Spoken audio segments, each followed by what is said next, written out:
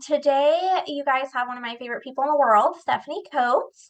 She has been a top producing real estate broker in the Eugene area for over 18 years. She started at Keller Williams Realty in 2006 at the age of 18 and has since built a team, served nearly a decade on the ALC, which is the Agent Leadership Council, and helped over 1,000 families locally achieve home ownership.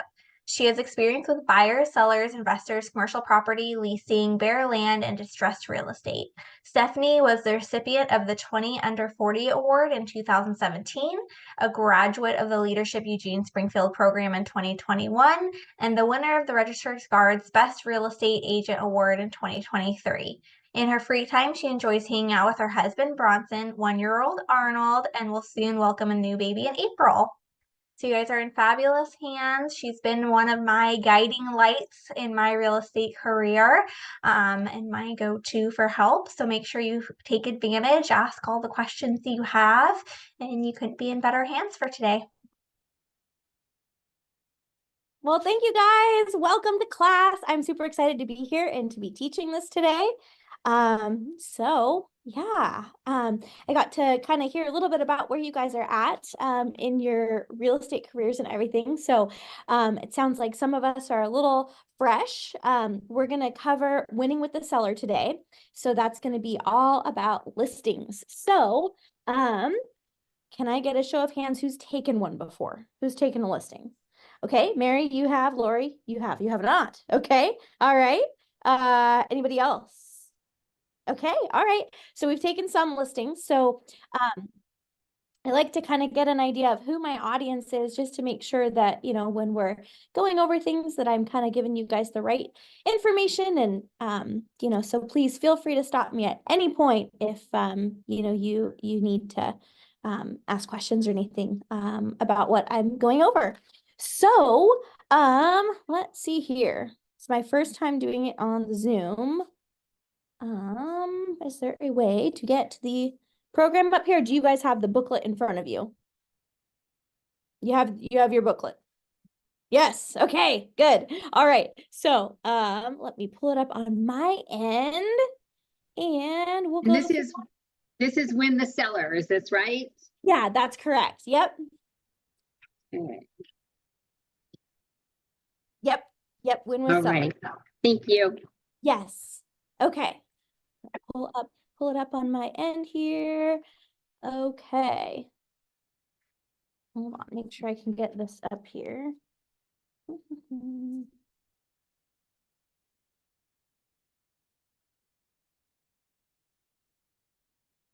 Sure, I can get this here. Okay. Hold on. One moment.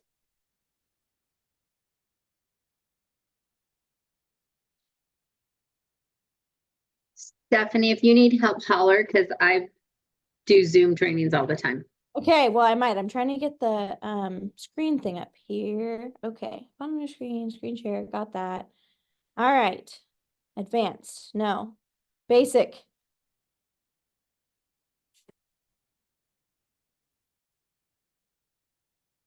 Okay, just want to make sure I can get the PowerPoint up here for you guys.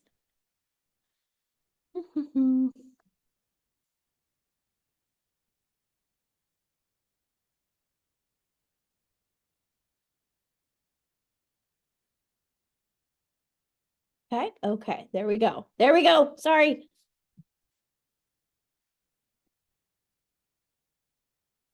We still don't see the screen. Well, working on it. Hold on. Okay. Okay.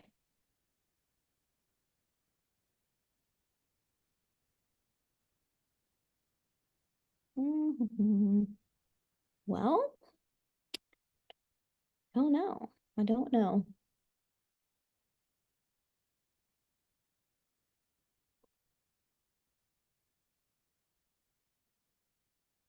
Share screen. Oh, here we go. Okay. Maybe we got this now. Okay.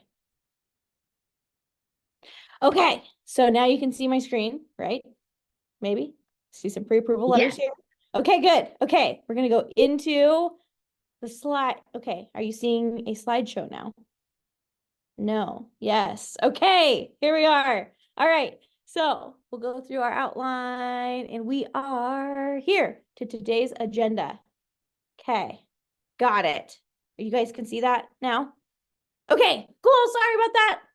I'm new, first time. All right, win with seller. So first of all, here's kind of what we're going to go over is kind of identifying, first of all, who is a seller and who when you're finding sellers are you going to want to devote most of your time to.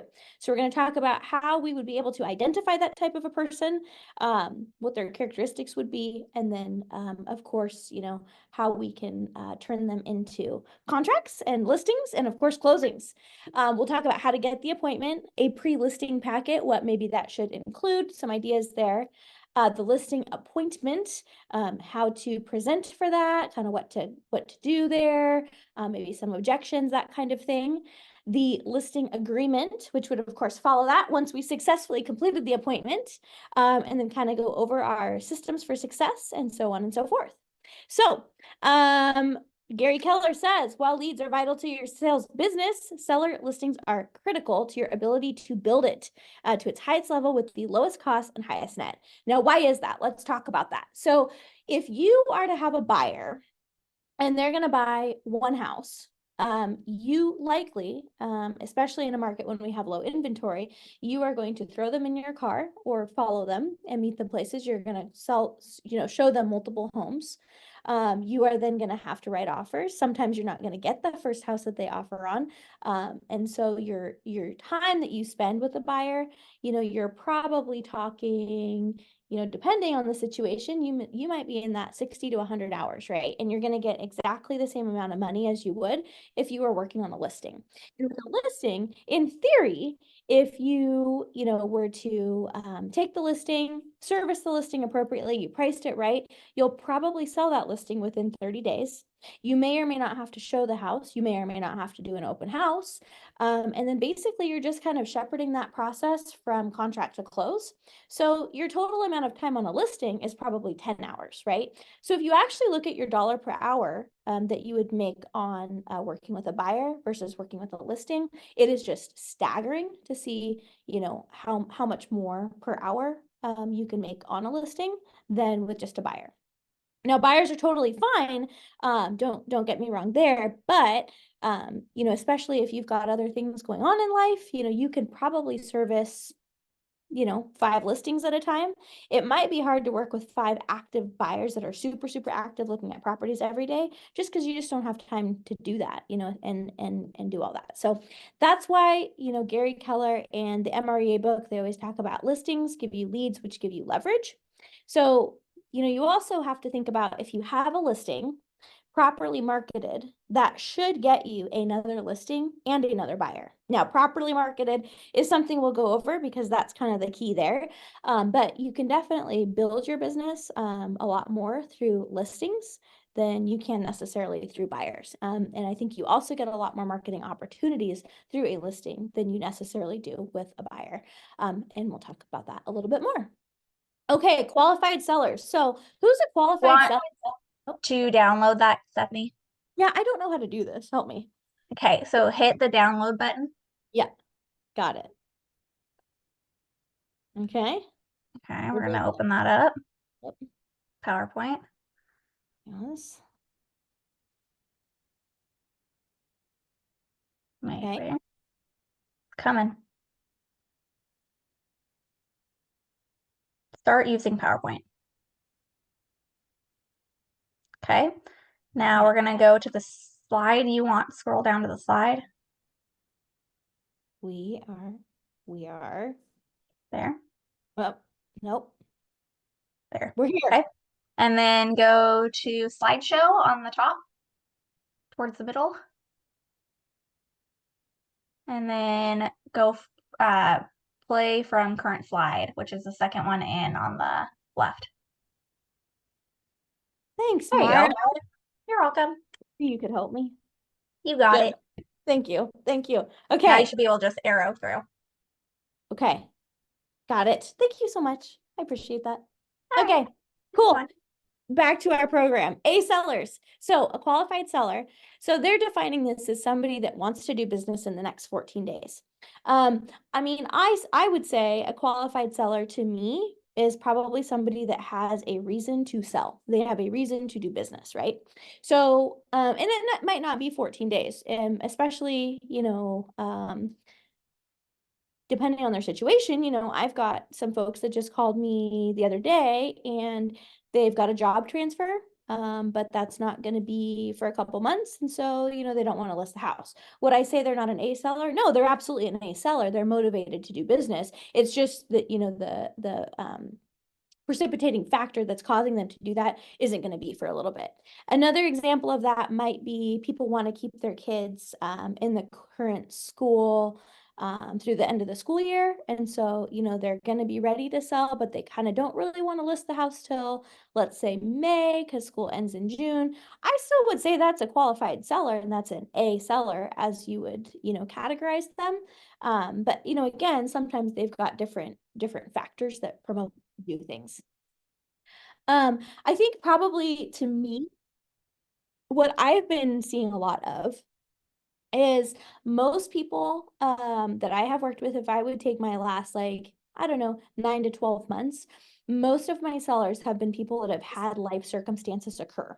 So that's death, divorce, they're going into assisted living or job transfer. I'm seeing a lot of those, but I guess I would say by and large, for the most part, I don't have a lot of people that are just, families that are like, our house is too small, let's buy a bigger house. And the reason for that is because interest rates are so high and you have a lot of people sitting in their homes at a 2.875 or 3% rate. So they're not going to go trade that for a 7% rate today unless there is something motivating them to do that. And for the most part, that's going to be a job transfer. I'm seeing some of those, some sort of financial situation, distress, who knows, or maybe they're having another baby or something like that and they do need a bigger house. But for the most part, people aren't going to go, sell and then try to buy something else right now. So I think our motivated population is those that, have had some sort of life circumstance, and that's what's causing them to put the house on the market. Now, a lot of times in those scenarios, if there's like death or, divorce or bankruptcy or something like that, you oftentimes have timelines which are associated with those. And one popular one that I think about right now, associated with death, would be probate. So sometimes, somebody passes away, and depending on how their passing has occurred, they may have to go through probate, in which case you can't necessarily sell the house for 4 months until they go through that process. And that's probably a conversation for another day, but I would still consider that person, motivated. They have a court order in many cases that requires that they have to sell that property. So I think that's certainly a motivated seller. I think really it's just about finding what their motivation is and then kind of being able to design a plan around being able to service them at the time of need, whether that's today, when school gets out, after the 4 months for probate concludes, or whatever the case may be. So that's how I would define them. That there's somebody that has some sort of extrinsic circumstance that is motivating them to do business at a certain time in the future. Now, who's not a qualified seller is somebody that says, well, we want to buy another house, but we're just, until we find the right house, I really don't want to list our house. They're probably still a seller in the future. They're not a seller right now, right? And until you can find them that property, really, you have a suspect. You really don't have a real seller right now, right? Or you've got, like a seller that's a really picky, buyer, on the other end, and, they have to have, all these certain criteria that, really doesn't matter if they have to move. They'd like to move, but yeah, when the right house comes up, kind of thing. Or if you have somebody, let's say they are planning to do a job transfer and move out of state, sometimes I have clients, and I've been doing this for 18 years now, that, they intend to maybe move, or they want to get closer to their grandkids in, Florida or whatever the case may be. But, we're kind of waiting for Jim to retire, and that's not going to be for another year. Like, they're probably still gonna sell and intend to do that, but they're probably not totally ready until something happens, right? The retirement occurs or whatever. So those people, I think you want to stay in touch with them and, maybe offering them a new market analysis every quarter or every 6 months or something, not a bad idea, just to kind of stay top of mind. But I wouldn't necessarily invest a ton of time into those people because frankly, until whatever situation occurs that's going to cause them to do business, they're not going to do business, right? So that's how I would probably define that. Okay. Now, Mara taught me how to do this. Let me see. Oh, there we go. Okay. 3 L's of the MREA, listings, leverage, leads. So we talked a little bit about that, right? So I said one listing properly marketed should get you one buyer and another seller. Now, why is that? Well, with a listing, if you're properly marketing it, you will get the buyers that come to you. That's what makes your phone ring, right? So you have, with a listing, you've got something sexy to throw out there and market on your Facebook, on your internet, with other brokers. You've got all these reasons to be able to talk about that listing. And if you do it the right way, then you should get buyers that will come directly to you that potentially want to, purchase that home. And if they don't, you've met somebody that maybe does want to purchase and you can convert them into your buyer to sell them something else. Why does it give you leverage? Well, it gives you leverage because, again, we talked about kind of your dollar per hour if you're going to be working with a listing versus a buyer. So with a listing, you've got tons of leverage. You have this thing to put out there and market to people, but you don't necessarily have to be constantly working that listing all the time, right? You kind of can set it and forget it for a little bit, Now it's going to require some maintenance, especially in a time period like we have right now where things are a little bit slower and you're going to have to talk with your seller more often, and whatnot. But really, it's a pretty highly leveraged activity to take listings. Okay, so it's going to do this. Let's see.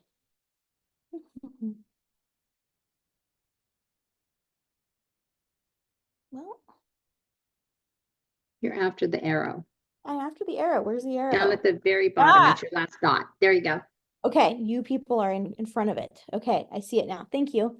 Okay, so we talked about that. You have control of your time, maximizes your per hour compensation. All right, there you go. We went over that.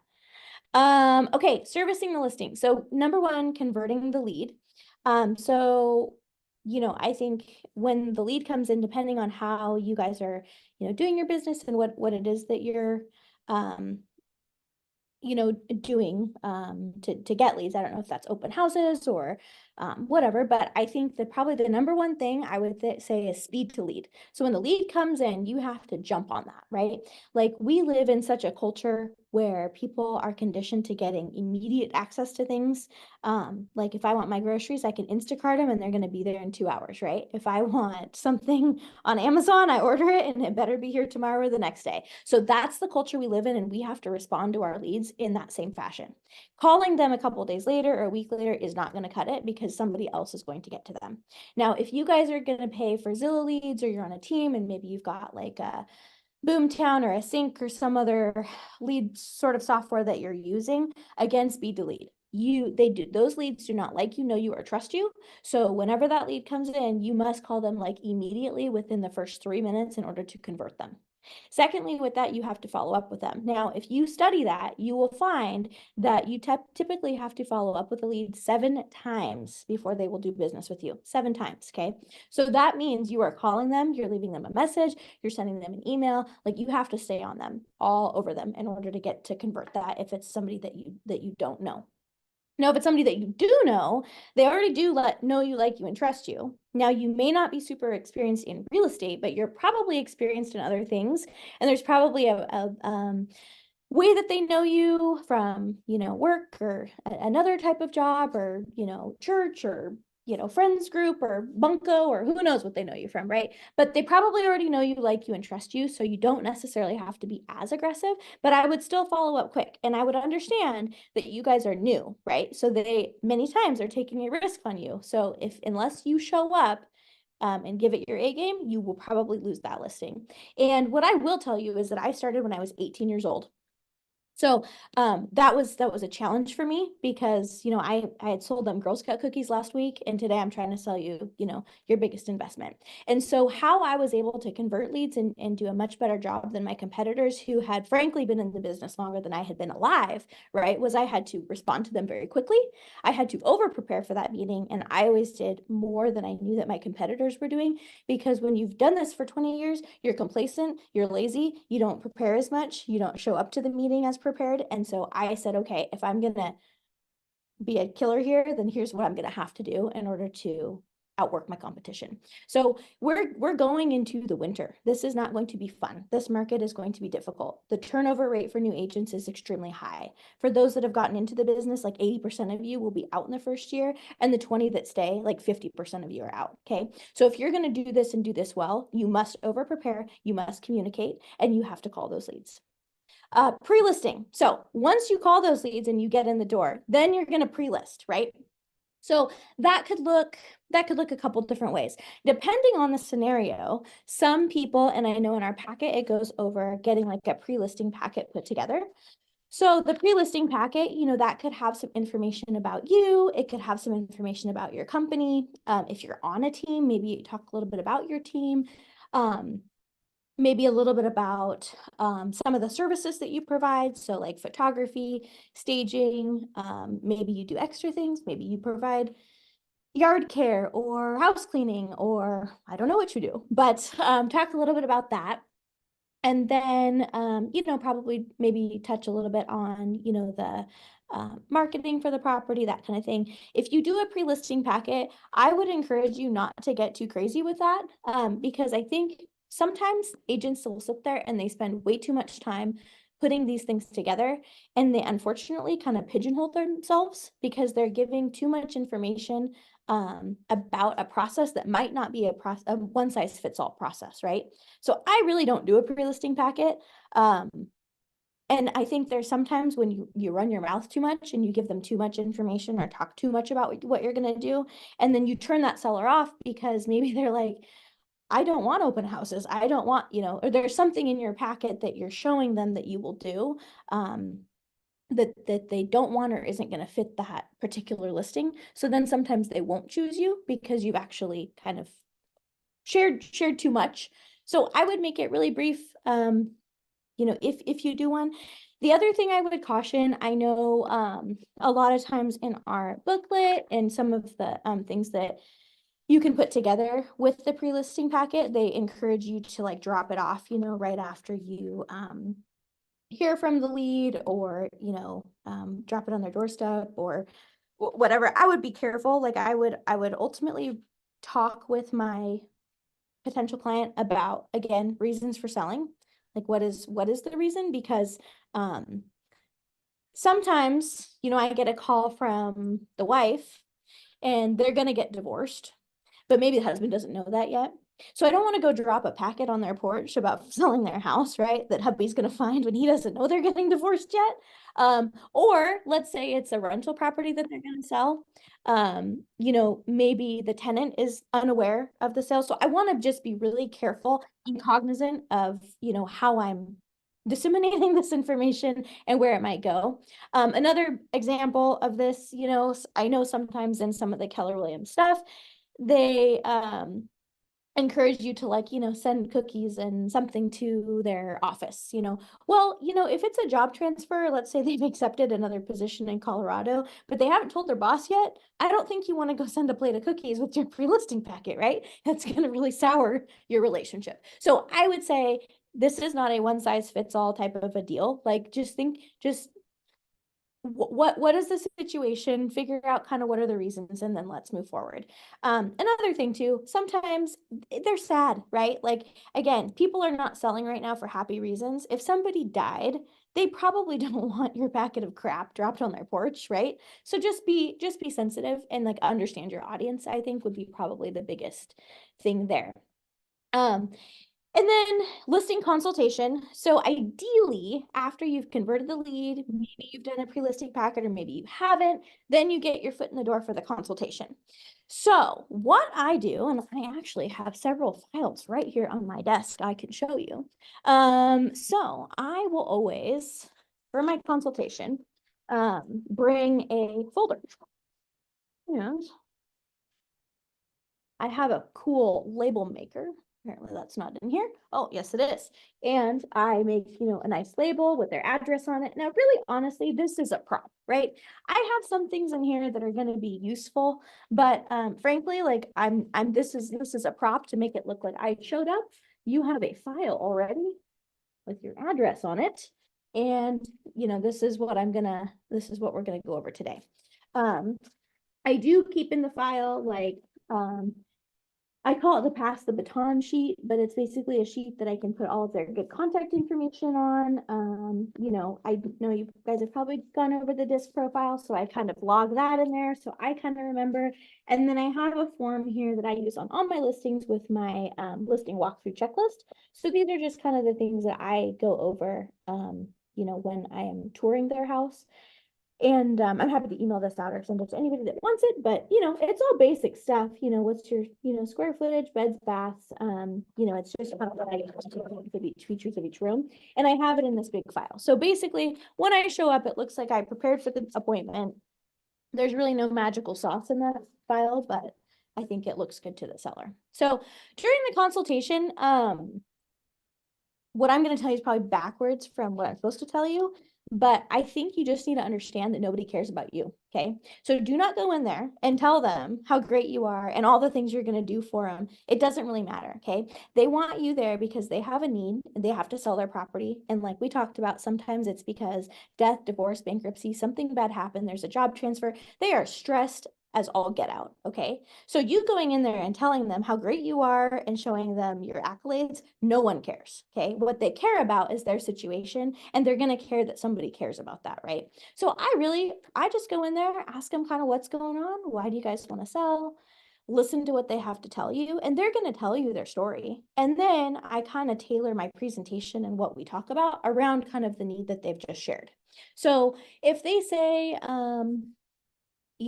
sometimes it's a really stressful situation. We have got to get this thing sold right now. Well, then how I'm going to approach that is going to be probably different than somebody that, we kind of want to put it on the market, but gosh, we really just only want to sell if we get this price, right? Or whatever they have to say. So I think it's important just to walk into those appointments understanding that it is not about you, it is about them. And so just make sure that you are tailoring your presentation and kind of what you have to say to them to meet their needs and not meet your own. And depending on the house, I know in some of your pamphlets here, it talks a little bit about like bringing a CMA ahead of time. I'd be careful with that. Sometimes I would do that, sometimes I don't. Now, when do I do that? Well, if this is a Hayden home in a neighborhood and they bought it 2 years ago, and I know I've got 14 comparable sales to use, and I basically know what I'm going to walk into, yeah, you bet I might bring some comparables, because I think I probably have a fairly decent grasp on the type of property I'm walking into. If this is a house from the 60s and I know they've done a remodel, but I really don't know enough about that remodel, like I don't know that I necessarily want to come armed with a market analysis report that might be completely wrong, right? So I probably want to look at that house first. Another example would be country property. Like unless I have been to their home before and I know what I'm walking into, again, I probably don't necessarily want to come with a figure of, here's what I think your house will sell for. Because frankly, if I haven't seen it and really looked at it myself, like I'm going to lose that listing by, showing up with the wrong information. So usually Stephanie? Yeah. So do you bring like the listing packet from the title company, that shows square footage and that sort of thing? Yes, right? I do. Yep. I bring that. I probably will bring a bunch of comparables in my folder. But I'm going to be cautious about if we're going to go over them or not, depending on when I walk into that house, if it's actually similar to the comparables that I've purchased or that I brought with me. Something I will also do is like, if, the house is on, a certain street, like I will probably do a radius search of all the other houses that have sold like right around, like in the next couple blocks. And the reason I do that in addition to like the comps that I'll pull is because you have to think about that's when your seller comes home from work every day, they drive those streets, right? So they saw that the house down the street just sold. So unless you can speak intelligently about that, you're not going to look like you know what you're doing. And why I will do that is because, like, let's say their house is a 1,200 square foot house and I pulled comparables, but the house down the street that just sold was 2,500 square feet. Guess what? It didn't come up in my search because it wasn't really comparable. But it's important for you guys to know about that because they may come saying, my house should sell for 600,000. My neighbors just sold for 600,000. Yeah, well, it's like twice the size, right? So you just want to be able to kind of have enough information about what you think they've probably looked at before you walk in that door. I also will always pull like Zillow and Redfin. And not because I believe what they have to say, but because I know that my seller has looked at that before they picked up the phone to call me. And I would like to know what number they have in their head or just a ballpark of what they're thinking, just so I can either come armed with information to dissuade them from that and why that might be incorrect, or you know, like, because they'll often mention, well, I don't know, do you see what Zillow said? I don't really care what Zillow says, but yeah, I want to see what it says because I'd like to know what they're thinking, right? So I'll always check on that too. To your point, Mary, about like the packet from the title company. Yeah, so I bring that with me, and something that I usually do is I go over it with them in person because, well, a couple reasons. Number one, I think just as far as presentation, like it shows that you showed up, you did some research, you came organized, you printed something off, right? So again, you're coming like over prepared for this appointment. The second reason is because I can't tell you how often sometimes the information on that is incorrect. And so I like to be able to say, oh yeah, well, county, yeah, they say it's a 3 bedroom. Oh no, it's a 4 bedroom. Or, you know, they say that you have ceiling heat. No, we put in a ductless system 2 years ago, right? So like those are all things, again, you would have wanted to know before you did your analysis because that makes a big difference, right? So I always like to, you know, kind of go over it with them. And it also helps them to see like, oh, that's what the county says about my house. Oh, that's interesting, right? So if you did do a market analysis and it was wrong, then they can kind of see, oh yeah, okay, well, she got that from here. It's not that she doesn't understand my house. Like that's where that misinformation maybe came from. So I'll bring that. And again, like listing consultation, I mean, yeah, well, if they want to talk about my marketing or, you know, what I'm going to do, cool. But I just will tell you, like, usually they don't. They honestly don't care. They just want somebody that's going to help them get through this process and like help them achieve their goal. So sometimes they will say to me like, "Oh, well, what do you know, are you going to do open houses?" The question I love, are you going to market it to people in California? Yeah, idiot, on the World Wide Web. Of course, everybody sees it there. Like, what does that even mean? Right. But they ask you that question all the time, right? So I always want to kind of like go over their questions of what, you know, they have to, what's important to them. But a lot of times they'll steer you in that direction. And sometimes, and this is again why I'm careful with this whole pre-listing packet and what I bring to them, a lot of times the things that we think are important to us does not matter at all to the seller, right? So just hear what they have to say. I mean, some of them might have real big like privacy issues. They don't like want people in their house, or I see this sometimes, like they've got some sort of like feud with their neighbor. So they're very concerned about you doing an open house, like, because they don't want the neighbors to come through. So again, that's another reason why I'm kind of like, yeah, what do you guys think about this? How do you want your house to be presented? Or, you know, what are your goals? And then kind of tailor that around what they tell me. So as we talk about services and marketing, yeah, basically that, like, I mean, I am so happy to do open houses. I'm so happy to do tons of like whatever they want. Like I will be very flexible with that, but I think it's important to kind of understand what they do or don't want. So in a perfect scenario, how I would set up my listing, and I'll tell them this, would be I would do professional photos. I would have those completed, and then I typically would want to like list the house on a Thursday, so that it gets on RMLS, and then of course syndicates to, you know, Zillow, Redfin, you know, all the different websites by Friday. it would be available Friday for showings. And then in a perfect scenario, I would be able to do an open house Saturday and Sunday in order to get like the mass amount of people through the property. I think it's important to set something like that up with them ahead of time and like have some clear and concise like systems and strategies as to how do you do this, because it helps them to see like, yeah, she's got a plan. Here we go. The other thing is like, I think,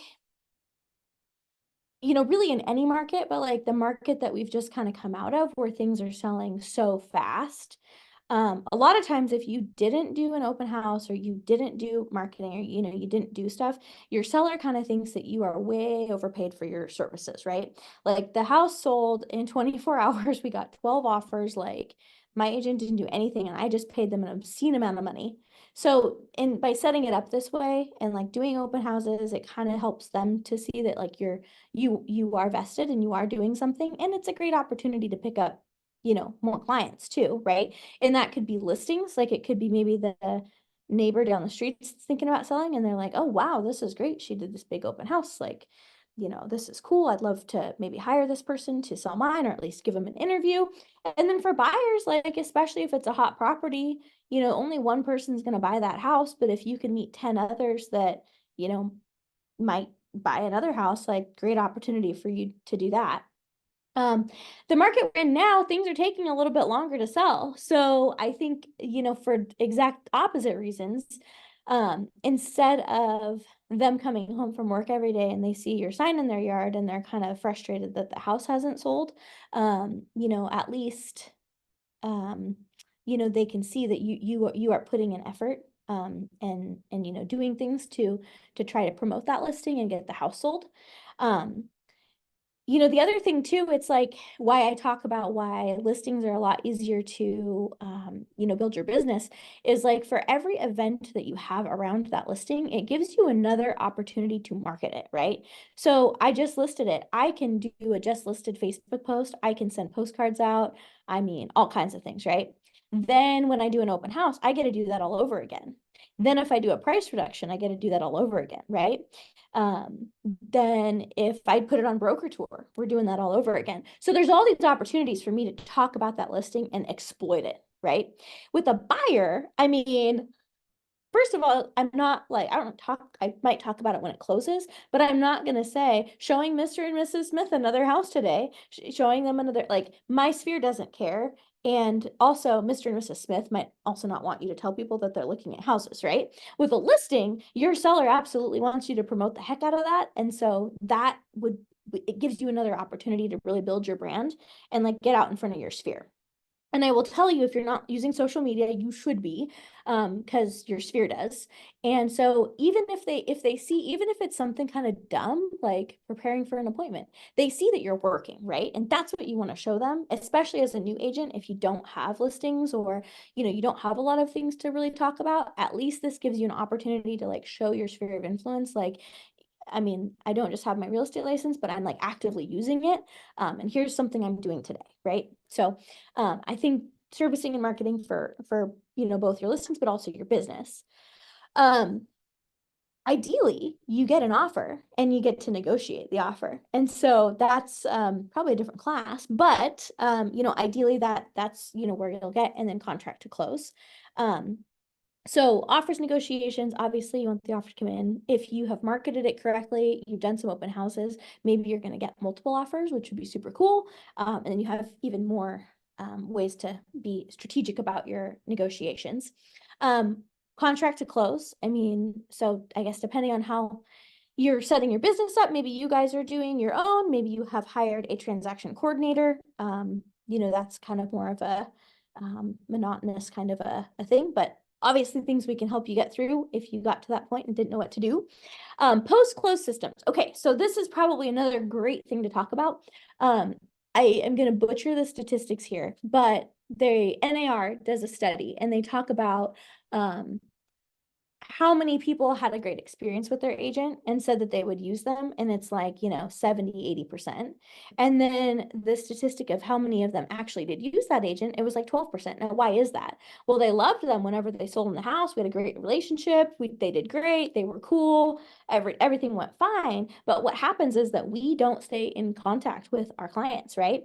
So post-close systems, couple things that I do just right off the bat. Number one, I keep track of their when they closed and send them a house anniversary gift on the 1-year anniversary of their closing.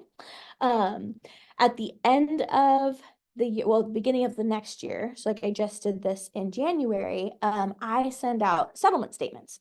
So this is the closing statement that they received from the title company when they closed. And so like they got this in their packet, they have it like this. You don't really need to do this, but it's just another great touch point.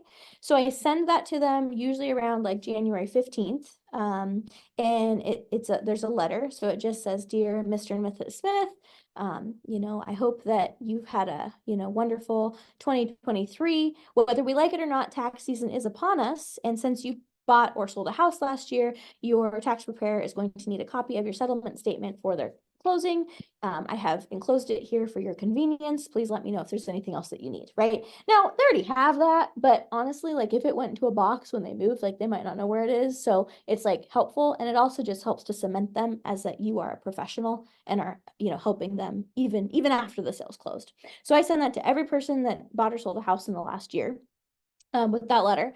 And then usually like a calendar magnet or, some other promotional material of sorts. Obviously, after they close, if they weren't already in my database, they become in my database and then their new address is updated. And then I usually always make a point to check in, within, 2 weeks. Hey, how's it going? Everything okay? And then kind of set a reminder to check in, every, I don't know, 6 months, whatever you feel is like appropriate. There's going to be some people that, maybe they don't want to hear from you too often. Other people, you might want to continue that relationship. And then I guess also depending on what it is that you do in your business, I do like a big pumpkin patch event, Easter egg hunt, all these kinds of things, right? And so if like they have kids and that would be something that they might enjoy, like I'm probably better about calling them to like invite them to this. Now, whenever I do the more adulty types of things, then that's kind of different people that I call. Or if it's an investor, I kind of might check in with them every time I see a good opportunity, they might want to take advantage of. Or let's say the house next door to the rental they just bought is coming available. I might call them to let them know about it, right? Like, I think it just depends on who the client is and, how you maybe should best kind of tailor your post-close systems to them. What I would just probably stress is just have a post-close system, because as we talked about, as much as they loved and adored you and everything was great during the transaction, few of them will reuse that agent, and it's again just because we don't stay in contact with them. So I would figure out some way to do that, however you want to run your business. Okay, ahas from that section. Anybody?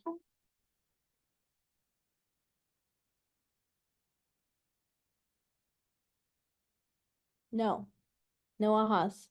Okay. Well, I Oh, yes. really liked the settlement statement idea in January that could go along with the promotion of like a calendar or something. I think that's great. I've never done that before, and I'm definitely going to adapt that. Okay, yeah, and I'm happy to send you the letter that I send out too, if you want. That'd be awesome. Sure. Thank you. Bet. I mean, I always send that with like a little calendar magnet, and then, I don't know, it's nice. Thank you, Stephanie. Yeah. Anything else? No. Okay, good. Moving on. Okay. We're here. Well, I have a question. Yes.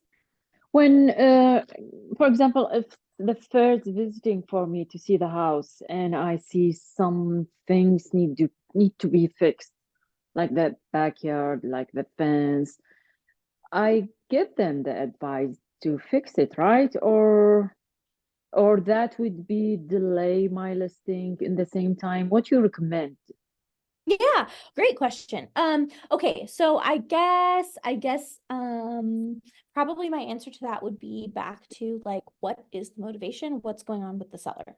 Um, so if, in the pre-listing, when you're kind of going out there for the consultation, my goal is probably twofold. Number one, it's to like meet the seller, build rapport, learn about kind of their like reasons for selling and what's important to them here, but then also to see the house and like you're saying, you know, maybe offer suggestions for what could be you know, done better or changed in order for them to get, you know, more money.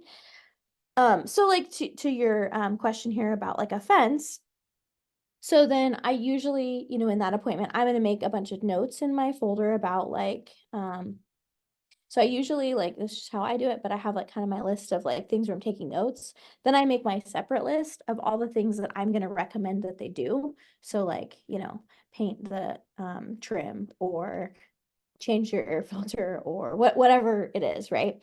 And so then I'll probably in my like follow-up email with what I send to them with like a market analysis with my pricing, then I'll have my like list of recommendations that I would encourage them to make. I guess it kind of also, you know, just depends on, you know, part one of that is like, what's their motivation for selling? Well, you know, like I've got a seller right now that like he's going to get foreclosed on in March, right? So no, I'm not going to tell him to fix his fence because like I know the situation is not he needs to like get out of this quickly. Versus somebody that like they don't necessarily have to have like a sale happen at a certain time. I'm probably going to give them different advice. Just kind of depending on, I suppose, the motivation and like what's kind of going on with the situation, if that makes sense. But yeah, that would be the time when I would make those suggestions.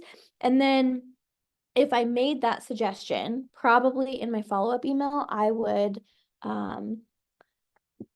maybe like back to the fence, right? So if all of the comparable sales that I'm using to say your price should be, you know, 500, they have completed fences and, you know, this is, you know, the level of quality that they are exuding, then I will use that with my sellers like, okay, well, if you want to get the $500,000 price, then it has to look like a $500,000 house. And this is what all your, you know, all the comparables had, just to try to drive my point home as to why that might be important to do. So yeah, great question.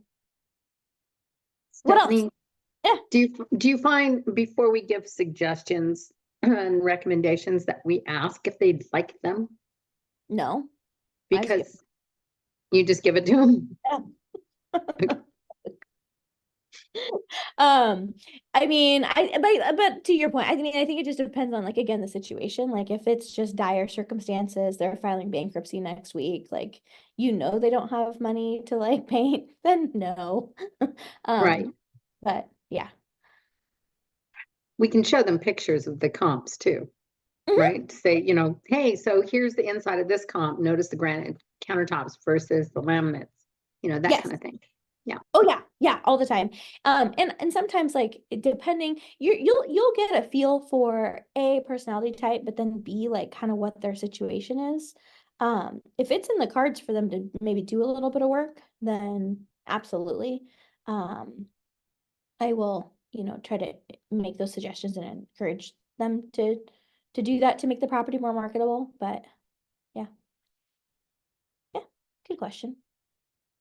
I find the biggest problem is clutter. Yeah. You bet it is. Scary, you know, clowns, that kind of thing.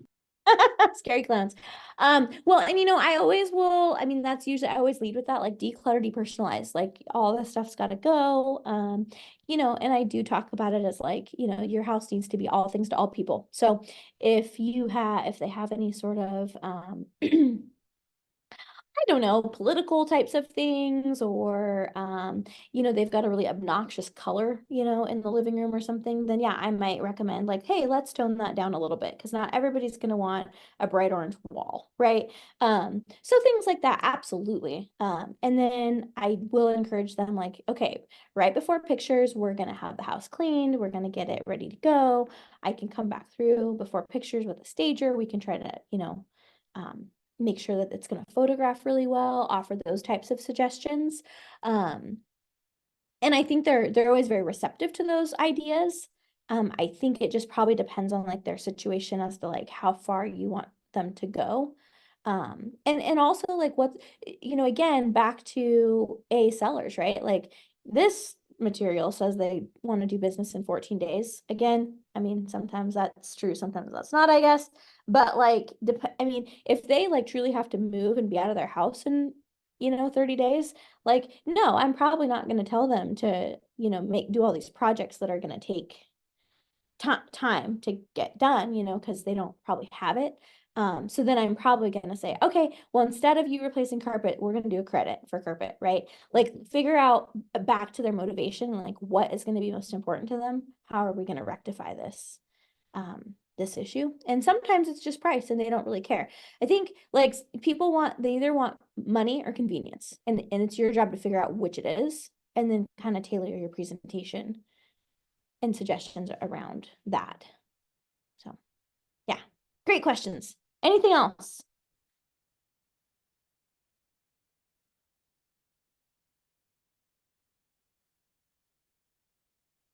Okay, so keys to converting your A sellers. Respond right away. Yep, I think I drove that home. Get valid and complete contact information. Yep. Determine motivation so you can sell and speak to it. Talked about that. And then set the appointment for as soon as possible. Yeah, definitely recommend that. Like, I don't like to leave them out there to fester too long, because the sooner you can get in the door, the sooner you can lock that down. Sometimes if we're not a little pushy and aggressive, then, they run into, their hairdresser's sister who is a realtor. Oh, dang, I probably should use Brenda. And, and then we lost the lead. So I try to get in there as fast as possible, because most of the time, if they've had you out and they've invested in you, then they will do business with you as long as you showed up and prepared and did, what you needed to do and it was a good match. But if you don't, then the more time you leave available for them to potentially, find another agent. So quick as possible there. What do they want most from their agent? Well, it looks like help price it competitively. Okay. Help market the home to buyers. Yep. Help sell it within a specific time frame. Help seller to find ways to fix up or sell it for more. Yep. Okay. And then the biggest pie is other. So I don't know what other represents, but like honestly, I think I would just like break it down to you guys. Like it really, like none of this really matters. Like you just need to be there for them and help them through the process, right? Like why do you guys want to sell your house? Selling your house, I mean, if you look at the top like stressful things they do, it's like death, divorce, and moving, right? So like they're not deciding to move because it's fun. They're deciding to move because there's a reason they have to move here. And so I think figuring out what that is and then just making sure you're there to steward them through that process and really help them. That's probably what this 27% other means, in my opinion. But everything else, I think especially in this market, pricing the home competitively, like we're in, I don't want to say declining market, but we're not in a market that's going up right now, right? So it is really important to price that thing appropriately so that you do get offers and you don't end up being the one that sits on the market. And I think especially when you're new, sometimes you have a tendency to maybe let the seller drive the conversation a little bit because you want that listing so bad. Like just be careful with that, because what you don't want to do is buy the listing. And by buy the listing, like sometimes you have agents that go in there and they'll tell them that house will sell for, $550. No, it'll sell for 500. Like, and I think you just want to be honest with them. Now, I always tell my sellers, it's your house. Like if you want to price it at a different price, like that's your prerogative. We can do that. I just want you to understand that this is probably where the market is and where it's going to sell for based upon the comparable sales. And by the way, it's where the appraiser is also going to appraise it. So, we could price it higher, but that might be a little bit of a struggle to get there. Market the home to buyers. Yep. Obviously we talked about that. And then, back to your question about helping them find ways to fix it up or sell it for more. Yep, I think those are great. I think again, just go back to motivation before you give them too many ideas and stuff with that. Build confidence and trust. Yep, that's important. And yeah, and I mean, I think really that's what it's all about. It's just about relationships. Close to appointment tactics. Okay. All the different types of closes. Okay. Well, yes, these are great sales tactics.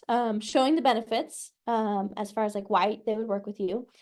Yes, I think you should do that. But again, I think you should be careful and really understand what it is that they want out of you before you start giving them a list of all the things you're going to do.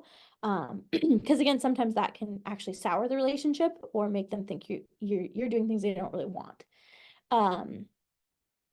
You know, the take back clothes. I mean, all of these things, you know, you can try. I mean, to me, I don't use a lot of salesy tactics. I'm just kind of myself. I got 12 pending last week. I feel like what I'm doing is working for me. Like, I don't know that you need to use all these psychological BS to do that, but that's, I guess, what they want you to learn. So, take back clothes. I mean, so that's kind of like, oh, so you don't want to sell your house then? Okay, that's fine. Yeah. I mean, I guess if it's a situation that warrants that, go whatever. Give them what they're looking for. I mean, I think I do that, but I think I do it in a way that, like, again, I mean, you know, I've got things to do. So like if they don't want to sell their house and they're not realistic and motivated, then I don't really want to work with them either. So I think given what they're looking for, you know, you have to also make sure it's a good fit for you. Because, you know, one bad seller, all the time they take from you, they just took away how many good sellers, right? So like you also just want to, you know, think of it in those terms. What's your time worth? What's your sanity worth? Like, you know, how do you really want to, you know, live life, and how do you want to grow your business? Because, you know, again, a seller that's going to be really high maintenance, really difficult, you know, so on and so forth, they're going to rob you of your energy, and it's going to be a lot harder for you to give that to the clients that are really great clients, and probably would be really worthwhile. And also your family too, right? Like nobody wants to deal with a basket case stressed out wife. So just like, you know, if it's not a good fit, it's not a good fit.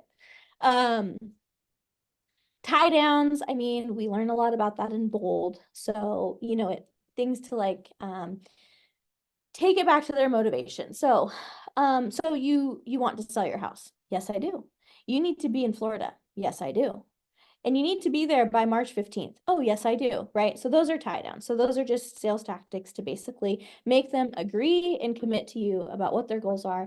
I mean, I guess sometimes I use that, and I probably use those things more, not when I'm trying to get the listing, but like if we're in negotiation, like sometimes emotion takes over with these sellers, and really with anybody, right? Logic makes you think, emotion's going to be what makes you act. And so in order for them to act and to do things, sometimes you do have to appeal to their emotion.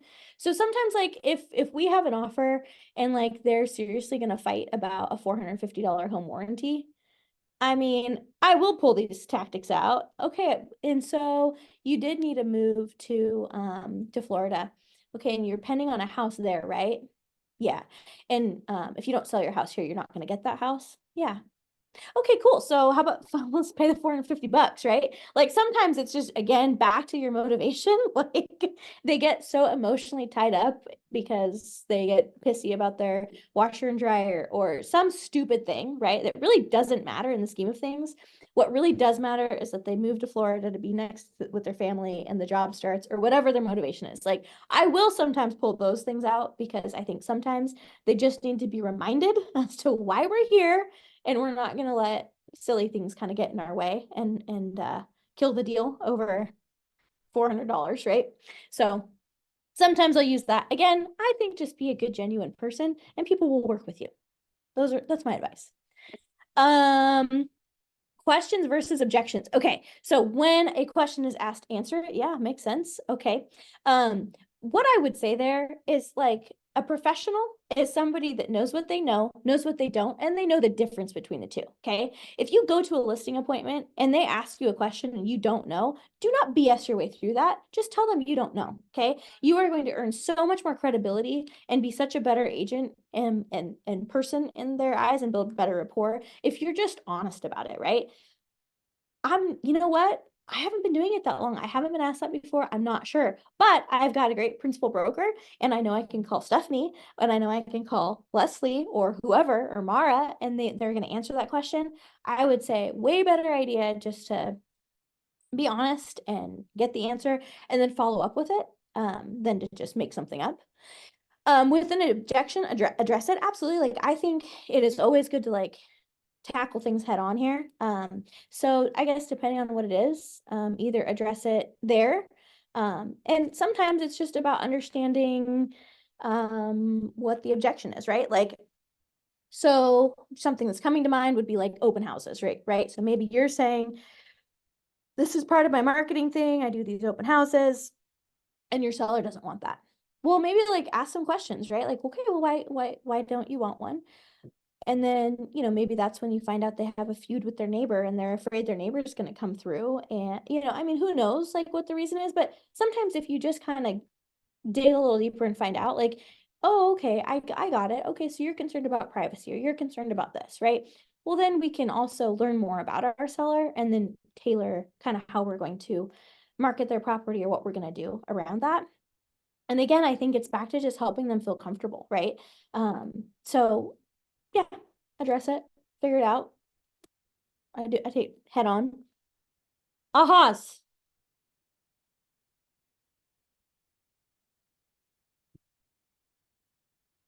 There's a Oh, great wow. book out there called Yeah. Attracting Your Perfect Customer. Mm. And so when you were talking about is it a fit or not? I mean, a lot of people that don't want open houses on Sunday, and they don't realize that there's another choice. I mean, it's finding the ones that fit with you and Mhm. working with them. And it's all about using the law of attraction. You might like the book. It's pretty cool. Yeah. I will check that out. Thank you.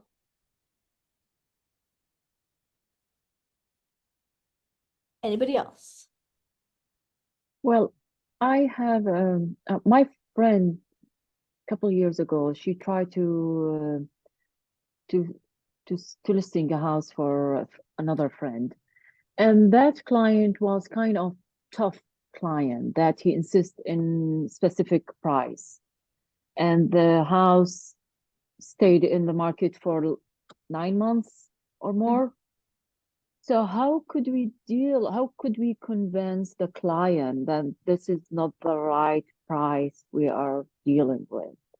I know, I mean, sometimes the clients are very convinced that his house is like 700, not less. And we're trying to explain to him why it shouldn't be that number. So I have that fear that how can I convince my client in the future if I have the same situation? Okay. So I mean, great question. I guess my thoughts on that would be, so it's so that situation is probably not about 700, right? There's a reason he wants 700. Now, it's the reason he wants 700 because he needs to net 625,000. Does like why that's a very arbitrary like number, right? So like why Mhm. do you need that? What do you want to do with that? And then figure out, is there another way we can get to the finish line without that, right? So he might also have misinformation. He might think, oh, I have to pay X amount in closing costs, and so that's why I need 700, or somebody's going to make me a lower offer, and that's why I need to put it here. But really, the number I will take for that would be 680. I just think I need to list it here in order to get that, right? So I think sometimes it's just asking, you got to ask better questions in order to figure out what's really behind that. Like that's not really what he wants. There's a reason he wants that. So what's the reason? And then figure out your objection handlers from there. Like a really great example, like back to that. And I think sometimes it's being in the market enough to like, you know, have the experience to draw from. So there was a house last week on 13th in Garfield. Maybe some of you saw it. But very cute little bungalow. It had been listed with an agent for 400,000 for like a month and a half. And it didn't sell. And so then another agent took the listing over. She staged it, took new pictures, nothing really exciting, listed it for 350. So we're 50,000 less. What happened? Well, they got 9 offers. I was one of the 9 offers, and it actually ended up going for 410. Okay. So it actually sold for more than the other agent had it on the market for, right? Crazy. But why did it do that? Well, it was because they priced it at a point where a bunch of people were very interested and they saw value in it. And that's why you got 9 offers, right? And that's why they also were willing to pay more, because you created a situation where there was a scarcity mindset on behalf of the buyer and they had to have that house. So sometimes it's being able to like use examples like that. So Mr. Seller, you want 700. Well, the way to do that might actually be to list your house for 625. Then you might get 710, right? Now, depending on the situation, I guess, and that would be, I'd be happy to look at it specifically to give you a better answer. But I think sometimes it's like, you have to help them understand the psychology of sales so that they, might be more willing to be, realistic. And if 700, like in your situation there, is way too high, well, probably he's shooting himself in the foot, because the longer it stays on the market, statistically speaking, the lower offers he's going to receive. Because the house is now shop worn and people think there's something wrong with it. So I think sometimes it's more a matter of kind of understanding, like, why is that important? Cool. What else?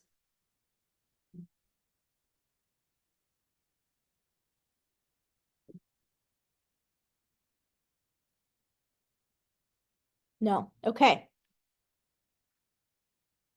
Pre-listing pack, talked about that. Okay. Going from entrepreneurial to purposeful. Okay. So, yeah, I mean, you guys have probably talked about that. You're going to hit your ceiling of achievement. I will tell you, in my first couple years, I cried myself to sleep more times than I didn't. It's going to be hard, right? But you just have to stay the course.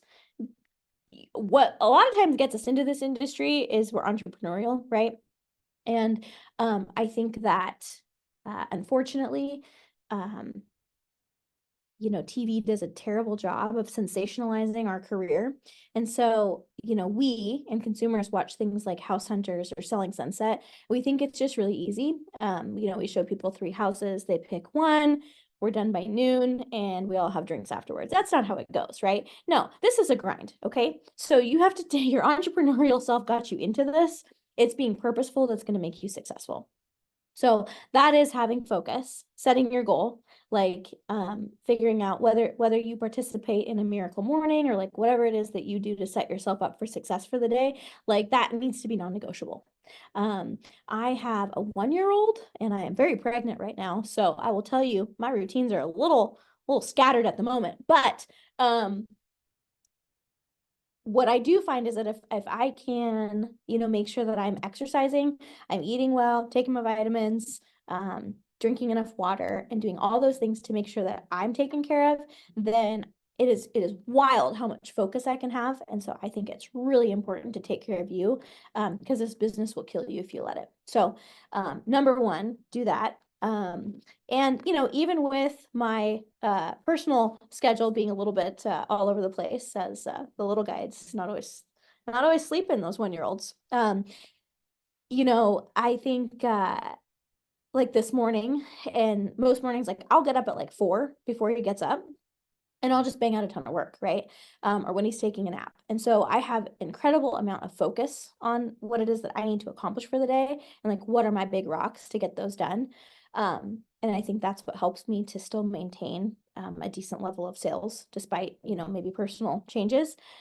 Models, like KW is one of the best companies in the world to have models and systems. And so I would plug in as much as you can. And then also just know, like, before you hit purposeful, that's when you have to break down before you're going to break through. Okay. So this is going to be screaming. It's gonna be throwing things. It's gonna be crying. Life's going to suck.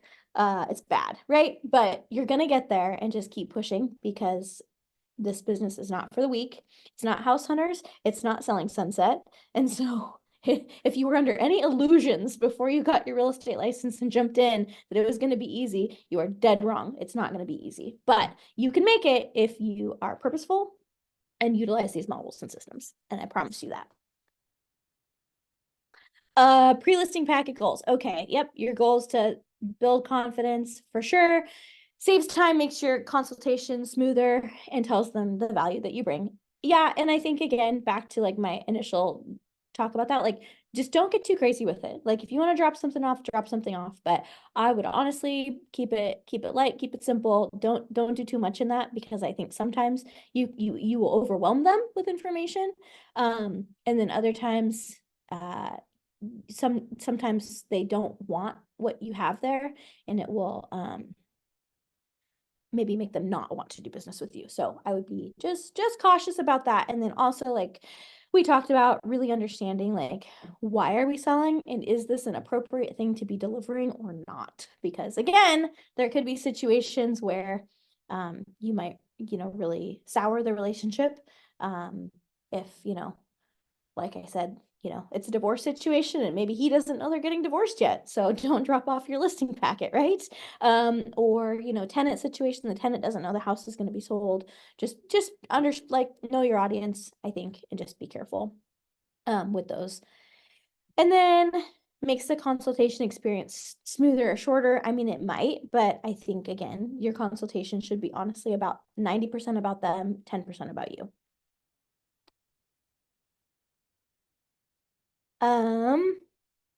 Do you review? I mean, I guess you can review your presentation. I think, again, I mean, I will just tell you my experiences. Truly, your clients just want to talk about, like, why did they call you to come sit in their living room today, right? Like, they're gonna tell you what's going on. You shut up and let them talk. They're gonna answer all your questions for you.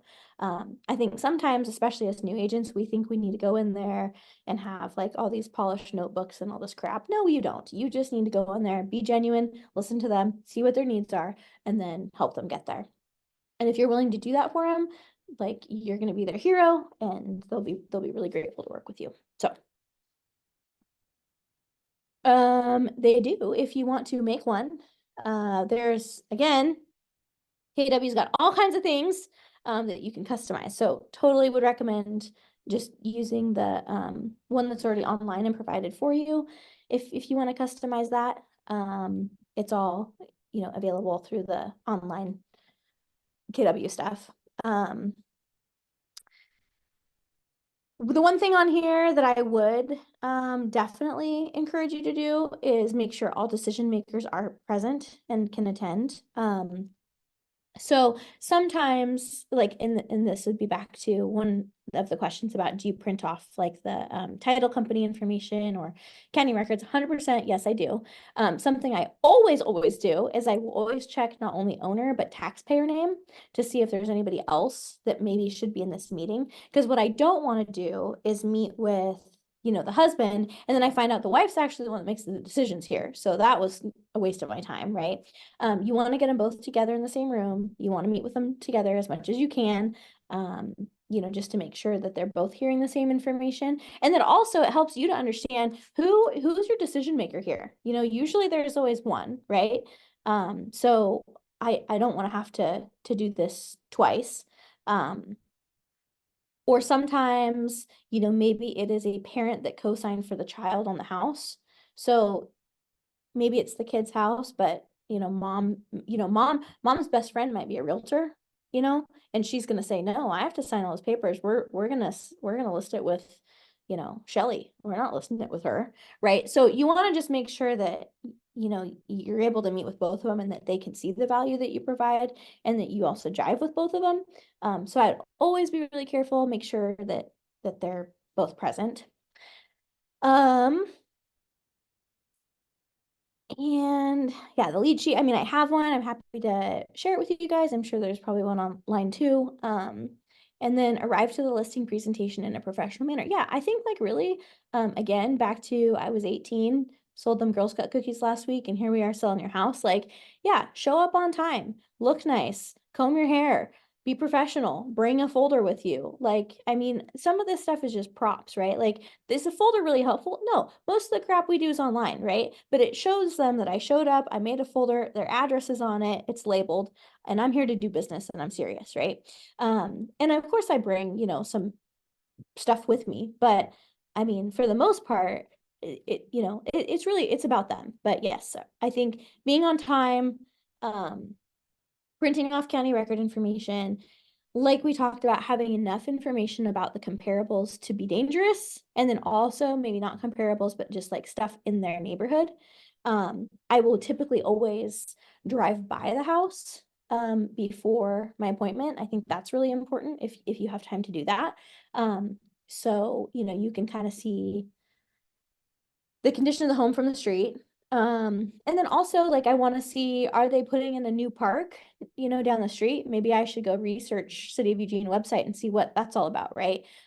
Or is there a new apartment complex going in behind their house? Yeah, probably want to know something about that too, right? Like, you don't want to show up and be totally blindsided by something like that.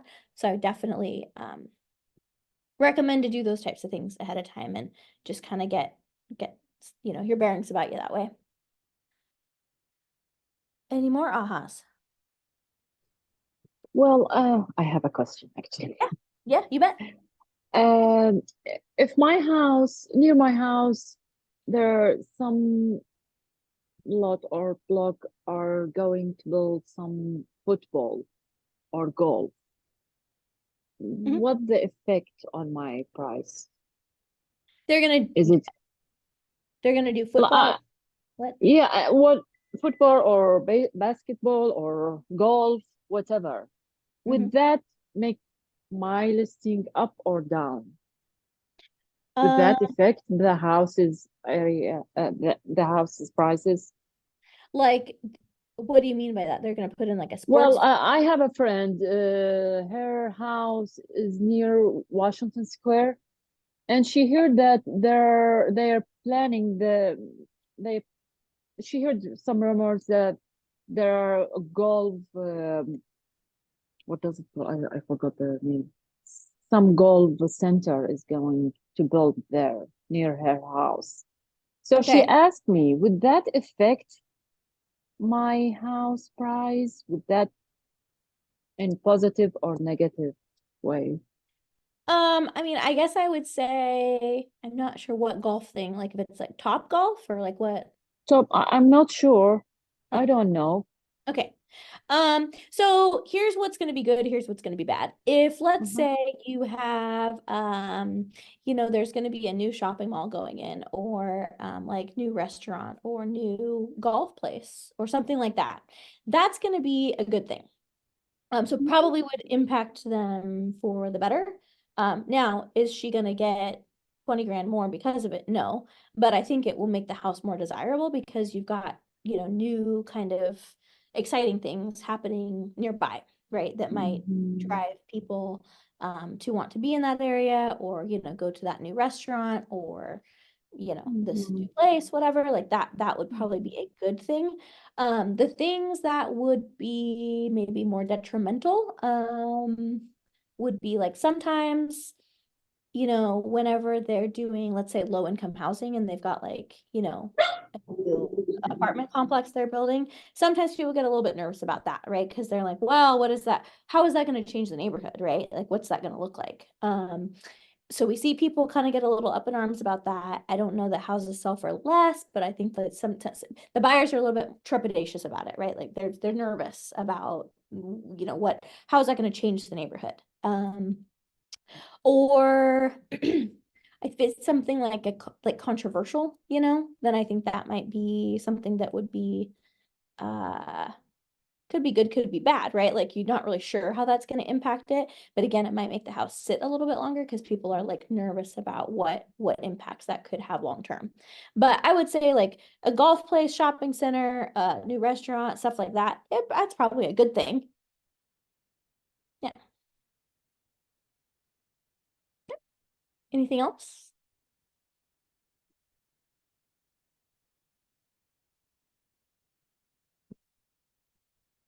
No. Okay. Listing appointment. Okay.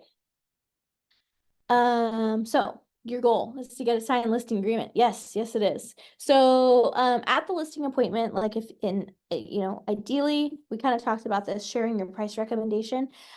Um, I think sometimes like you again want to be careful what you show up with before the presentation, right? Like again, if it's a Stay Hayden home in a neighborhood and I know exactly what I'm walking into, you bet I'm going to bring my analysis. I'm going to be basically probably down to, the number I think they should list for. But if it's an older home or, country property or something that I am not as familiar with, or I don't really know these people, so I have no idea what the condition of the home is going to be like I want to be probably a little bit more cautious about coming in with a price. So sometimes, well, all the time I will bring comparable sales, and all the time I would be happy to go over them with the seller if I thought they were sales that were reflective of the property. But sometimes I bring my folder and I walk in and I'm like, oh no, this house is nothing like any of these comparables I have brought with me. So in which case I'm closing that thing. We're not going to talk about anything because I think honestly anything I'm going to talk about is going to look bad, right? Like I don't want to lose their confidence in me because they think I didn't prepare correctly. Most of the time, if that's the situation, like instead of going over everything with them in person, I will probably say something like, okay, great. Well, I'm so glad I was able to come see your house today. Thanks so much for having me. Now that I've seen it, I will be able to prepare the market analysis and I'll go ahead and email that to you guys if that works for you. And then, I mean, I want to go back to the office and like do it, right away or the next day, like as soon as possible, of course. But sometimes that's like the better idea. And that way you can really go back and digest and like look at the comparables and then give them better suggestions. I mean, I think you're honestly in some situations, you're far better off doing that and like taking a little bit more time, to do that than you would be to, shoot from the hip and give them a number because then again, especially in this market, like we're not in a market that we were in, like where, even if you overprice, it's probably going to sell. Yeah, it might not right now, right? So I think you want to be even more careful and cautious, especially being new and building your reputation and your brand, like to not, come off, without, fully doing your research if you're not confident. So do that first. Set expectations to how you'll market the home with the sellers. Absolutely. I think again, that's in back to like talking to them about what they want, right? Some of them are going to be really private. They don't want certain marketing. I mean, I have even had sellers that don't want me to put up a for sale sign. Okay. Now, if they don't, I mean, whatever, I don't care. But like those are just important conversations to have with them so you really understand kind of where they're coming from. And again, like why is that? We don't want our neighbors to know we're moving or because of this reason. There's always a reason. And I think just asking them those questions, you know, will help them to open up to you and you kind of understand more their motivation. And then furthermore, how you might want to market the home. Again, if they've got issues with their neighbors, some people do, then if you sat there and said, yeah, something I do before open houses is I door knock for 2 hours. So all of your neighbors, yeah, don't do that, please. Right. So again, you just want to find out like what's important to them and then make sure whatever you're telling them you're going to do that isn't going to be like offensive to them. I think also like you want to think about, and this is another reason why like pre-listing packet might not always be the best like plan. Sometimes agents will like send out postcards, to just listed, just sold, just whatever. Great idea, but like, do you really want to do that in this scenario? Do you have the budget to do that? Like, those are all things to think about before you come off and tell them you're going to do this stuff. And I think like I would think about strategically, like in the instance of like sending out postcards, like, well, who's really your target audience, right? Like if you do that, I mean, you might spend a couple $100 to send those out. Like you want to kill a bear, go to the woods, right? Like who's your target buyer? Like I would really sit down and get down to brass tacks on like, who am I sending these things to? Not just scattershot through the neighborhood. Like, so like for instance, I've got 2 lots that I'm going to be listing, this week. And so I think like they're in South Eugene. So that school district's important. So I'm going to probably get a list from the title company of people that own homes that and then the there's a minimum square footage per the CCNRs for this neighborhood. So I'm going to probably target people that are either right below that might want a bigger house, or maybe they're above that and they want to build something to downsize into. So one or the other. So I'm going to give the title company 2 metrics on square footage. For families that might want a bigger house, the schools are going to be important. So I'm going to take it down to, I want Edison Elementary School, because that's where they are, right? And then the second thing I'm gonna do is also people that have been in their house, 2 or more years, because ultimately they probably shouldn't be selling before that for tax consequences, right? So like I want to just get really granular as to who I'm gonna send these to and what's gonna get me the biggest return on my money. Because especially if you're new, like you got a lot of expenses here and you might not get paid for a while, right? Like even if you inked a deal tomorrow, you're not going to see that money for 45 days and it might not close. So I just would be like, really hold your dollar accountable. And before you go out promising, I'm going to do these postcards or I'm going to do whatever, like just think, okay, what's the best use of this dollar? And is there another way I could potentially attract clients, still show my seller I'm doing something, but like also, utilize that dollar more effectively. So I would just be careful with the marketing thing. Things you can do for free. Broker tour is back. I would do broker tour. I, do that. I think it's a way to promote your listing. It's a way to show your seller you're doing something. It is totally free. Now I usually always offer, a drawing or some sort of an incentive for people to come to the broker tour. So for those of you that don't know that are in Eugene, and if you're not in Eugene, I'm sure your MLS has a tour of some sort. Eugene, it's on Wednesdays. Every other Wednesday, it's in person. Do the in-person one. Do not do the one that is not in person. Nobody goes. In person, you're going to go down there to the Marquee Center on Country Club Road. You're going to pitch your listing. So you basically tell all the brokers about it, what's special about it, have it open, like open house for the day. So usually that's from like 10 to 5, 10 to 6. No, you do not need to be there all day. Get some flyers. Some agents will put out snacks. It doesn't have to be anything crazy. I usually offer everybody that comes a Starbucks card. And then I also do like a $50 draw or a $100 draw, something to get people to come there. And then what I do is I'll have feedback forms that I've left there for the agents to come tour the listing, and then they can leave feedback. Now the feedback's really cool because especially if I'm new and like in situations where let's say you've got the client that isn't really taking your price suggestions seriously, or whatever the case may be. If you, let's say you did a broker tour, you offered a $100 drawing and you got 15 brokers to come through. So they've left feedback and the feedback's going to say, your house smells terrible. You should stage it. You're way too overpriced. I ask very blunt questions on them. What is this house going to sell for? Do you think we're priced right?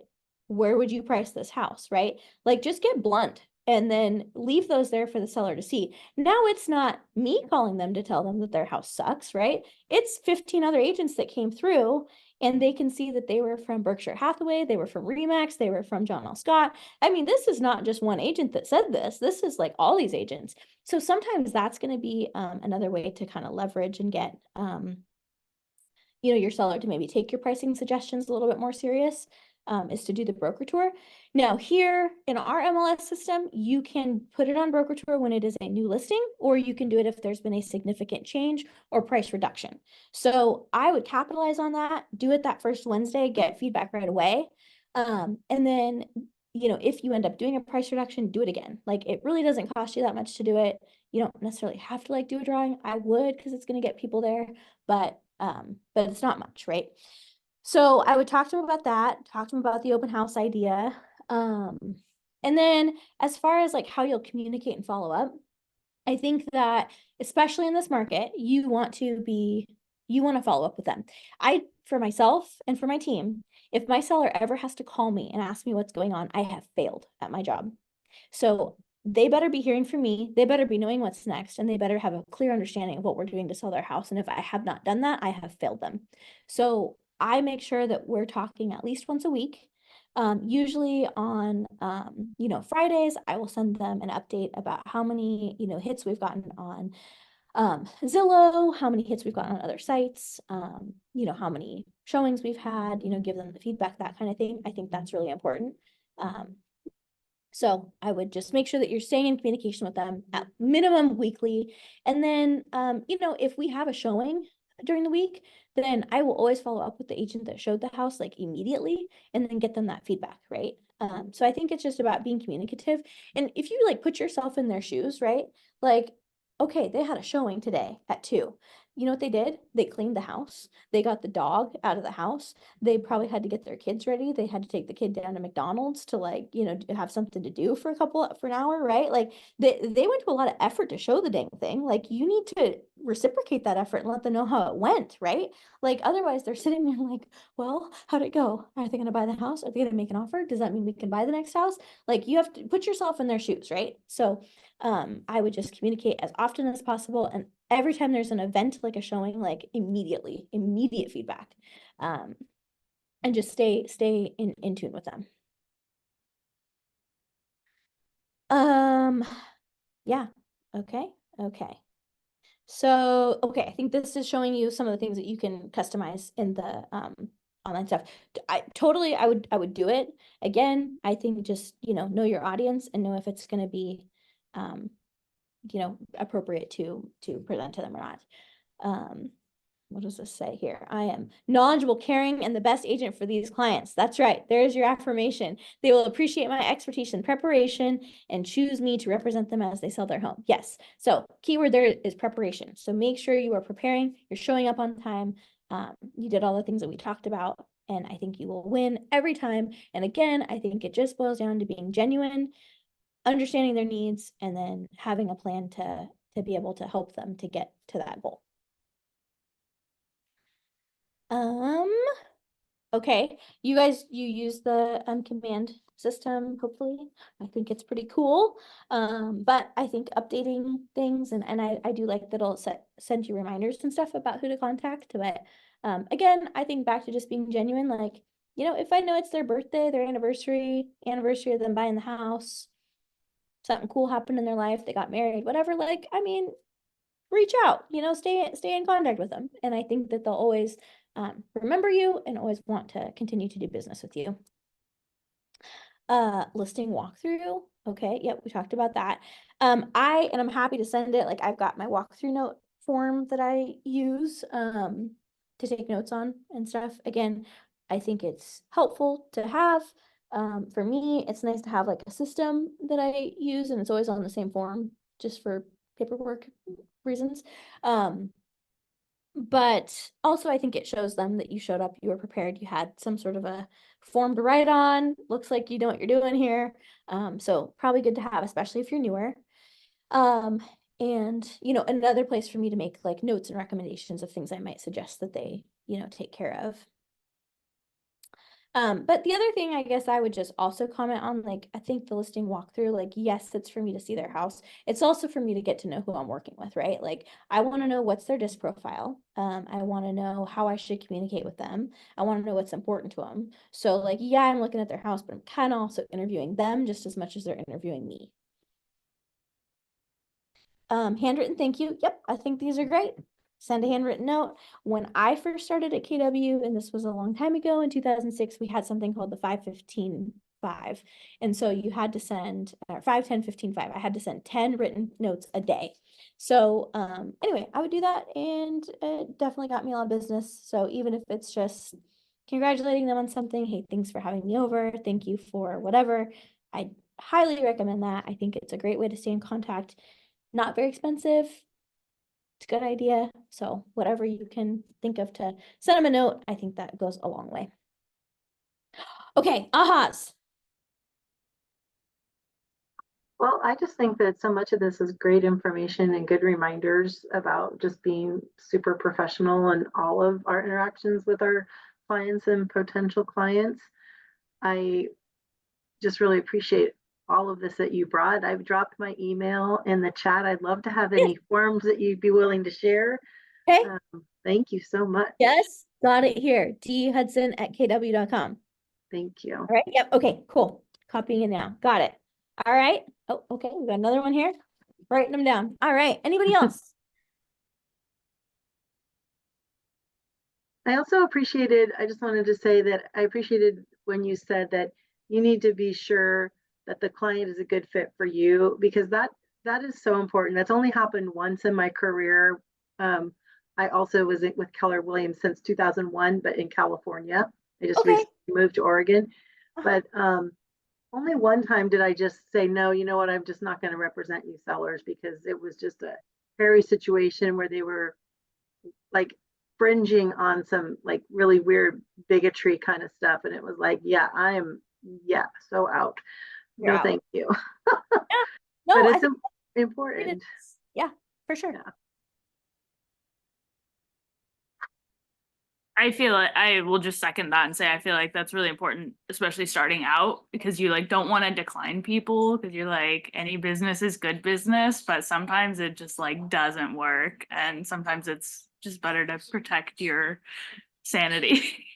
Yes. Yes. No, totally. I agree. And I think that those people they will rob you of really great clients too. You know, because you're so stressed out or so upset over whatever that you don't have the energy to pick up the phone and call somebody else. So yeah. Cool. Cool. Okay. Next section, listing agreement. So I will say, when I go to the listing appointment, I always prepare and bring with me the listing agreement. And I have it always ready to go, because sometimes they're like, great, where do we sign? So I want to be ready to lock that down if they're ready to do that. So I do always bring that.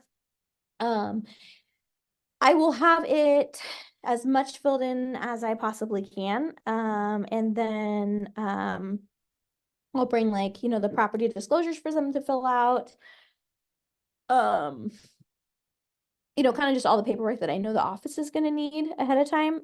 So I would definitely do that and bring it with you. And then, you know, if you prep the listing in RMLS before you go out, like it's going to do nothing but save you time too. Like if it's already in there, then when you're ready to like actually list it, you're able to just kind of pop in there and, you know, get that rolling. So Stephanie, real quick on that, having all the paperwork thing. Yeah. You know, as a mom, you probably understand this. I was randomly thinking about this while cleaning house the other day. Yeah. What is your preference for it to be? Like you take your laptop or whatever and do all of it there, DocuSign, email, or you like the paper form? I'm old school, so I like the paper form, but I will say, depending on the client, right? Like, I usually I bring it with me so that I'm like prepared, you know, and it looks like I again was prepared, ready to go, had, you know, what we needed to get rolling. And sometimes it's like strike while the iron's hot. They're ready to go right now. Sign the damn paper. Let's go, right? Because if you leave, well, maybe that's when, oh, you know what? We probably should have Jill come and interview her too. We really, gosh, we've known her for a long time. So if they're ready to go, like I want something for them to sign right here, right now. Let's get her done. Okay. But there's also situations where like, for instance, like these lots I'm talking about, like, so this is like a corporation that owns them. Yeah, they do not want to sit and meet with me. That guy is a higher D than I am. And so, yeah, he would like a DocuSign, please don't talk to me. And, you know, like they don't want to sit down and have another meeting. So I think like, again, just probably like depends on your audience. I do always just prepare it so that like we're ready to go. And so even if you do a DocuSign, if I had it ready to go and prepared, like if they said, okay, let's do this, if I can send it to them in 5 minutes, the likelihood that they're going to sign that and lock this thing down and be done is probably higher than if I haven't prepared, but like I've got to go, you know, back to the office and do all this work and put it all in there. So I do that as much as I can. The other thing with the listing agreement, and like I'm gonna say this too with even offers, I like to protect my time.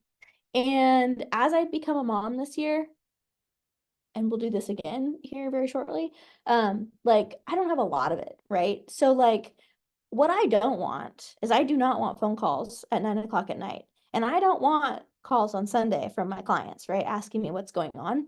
So I find if I put a little bit extra effort in on the front end when I'm controlling my time, then it is amazing how much more I can control on the back end. So a great example of that would be like with an offer, when I'm writing an offer for a buyer, I oftentimes will have them come into the office and like actually write the offer with them. And I have a great presentation how I go through the contract line by line. I'd be happy to do it for anybody in the future or help you with it. And the same thing for the listing agreement, right? Like I like to go over, okay, this is what this section says, this section says, this section says, and then get them to sign an initial. And I think if I go over it with them up front and they know exactly what they signed and also exactly what timelines look like, how does this whole process work? There's just no confusion. And so that's why I don't get phone calls at 9 o'clock at night or the, angry seller on a Sunday, right? When I really would like to spend time with my family and not deal with this. So if I spent a little bit more time up front and like went over it with them in person, I think again, it like kind of helps to cement the relationship and that you care. And you can answer their questions. And again, it's like, it's kind of funny. Sometimes the things that they are like nervous about, it's kind you'll be like, that's ridiculous. Why are you, it wasn't even a question. But to them, this is like super important. Like that's like their big thing. So I think the more time you can spend up front, like understanding what's important to them, the more of your time you're going to protect 30 days from now when, you're trying to get more business or do something else. So I don't know if that answered your question or not, but. No, it definitely did. Thank you. Sure. Okay, listing group talked about that. Yep. More ahas.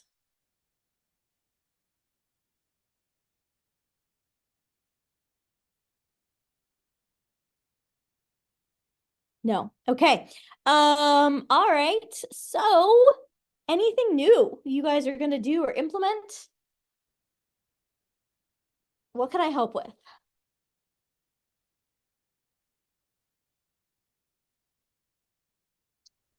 Well, I'm gonna- a lot of this is ahas for me because I haven't done a listing agreement yet. So Okay. Got it. Okay. I just like the follow up very much about the settlement sheet. I think that's a really cool thing. I'm definitely adding that into my matrix. Cool. Cool. Well, I'm just worried mostly. I haven't done listing yet, Okay. and I'm very worried from the first listing that I'm going to do, what things that I'm gonna miss, what things I should ask or do. I know I'm gonna make mistakes, but I'm learning. That's why we learn from our mistakes. But that's what concerned me. I don't want to make any mistakes. That bother me a lot. But because I don't have any experience, I don't know what would I miss. Mm-hmm. Well, I mean, I think that those are good fears and questions. I think I would just, like I said, I mean, I over prepare. And I think if you over prepare for Yeah. things and like you do all your research, like it's gonna be hard for them to stump you on something. And like Mhm. just again, like if you just go in there and you like, no, I've already looked through, the tax records, I've already looked through this, I've, driven your neighborhood, I did some research on the house across the street, like if you just show up prepared, Mm. then they'll want to work with you because they can tell you're trying, I think it's when Yeah. people don't show up prepared, and they like lack confidence, so they don't, do what they need to do because they're just nervous, that's when they can tell you're nervous, right? But the more I prepare, the more research I do, the more confident I become. And then I think that it just exudes, right? They feel it and they're like, all right, cool, this is who we're going to work with. And you're not going to give them a reason to go interview somebody else. And yeah, you know what? I've been doing this for a little bit of time, and every now and then, yeah, they'll still stump me with a question that I don't know the answer to.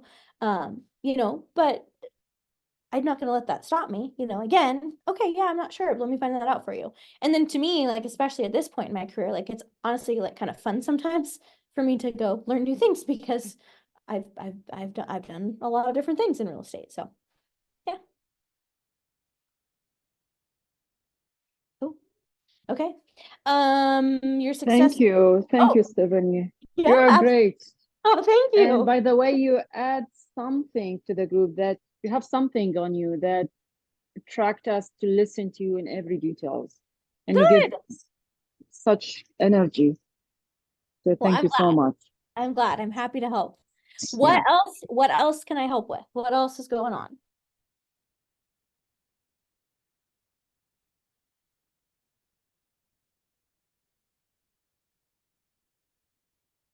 Nothing. Anybody? No. Okay.